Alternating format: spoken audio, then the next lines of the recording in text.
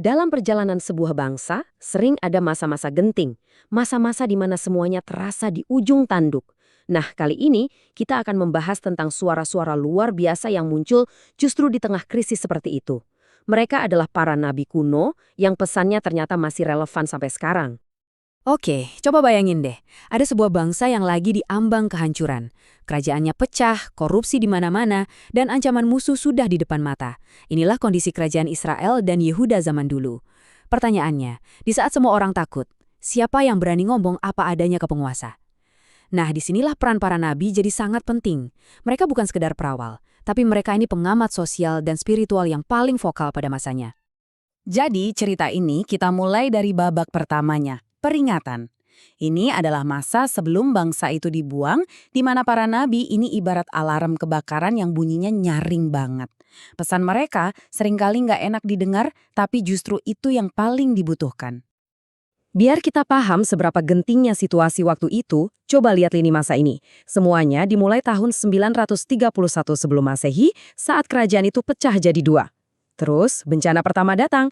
Kerajaan utara, yaitu Israel, hancur lebur ditaklukkan Asyur di tahun 722. Ini bukan lagi sekedar ancaman, ini udah kejadian. Para nabi di kerajaan selatan pun sadar kalau mereka nggak berubah, nasib yang sama bakal menimpa mereka. Waktu terus berjalan menuju tahun 586. Nah, yang menarik adalah gimana pesan para nabi ini beda-beda, tergantung masalah di tiap kerajaan. Di utara, nabi seperti Amos itu lantang banget mengkritik orang-orang kaya yang foya-foya, sementara rakyat miskin kelaparan. Sementara itu, di selatan, nabi seperti Yesaya dan Yeremia lebih fokus mengkritik para pemimpin, raja, dan imam yang seharusnya jadi panutan, tapi malah korup dan gak setia.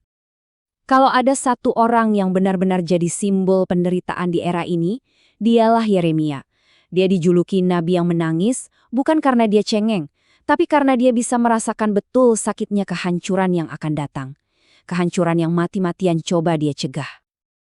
Intinya, pesan Yeremia itu sebenarnya simpel banget, berubah total atau hancur total. Nggak ada pilihan lain. Dia memohon, dia berdebat, dia memperingatkan, tapi apa yang terjadi? Pesannya malah dianggap angin lalu, bahkan dia dicap pengkhianat. Bangsa itu sudah terlanjur memilih jalannya sendiri. Dan akhirnya momen itu tiba.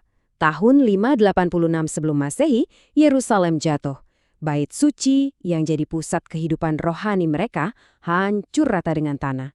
Semua peringatan para nabi jadi kenyataan yang paling pahit. Tapi ceritanya nggak berhenti di situ di tengah puing-puing itu. Terus gimana nasib mereka setelah bencana? Mereka jadi tawanan di negeri asing, di Babel. Nah, disinilah peran para nabi harus berubah drastis. Mereka nggak bisa lagi cuma memperingatkan soal hukuman, karena hukumannya ya udah terjadi.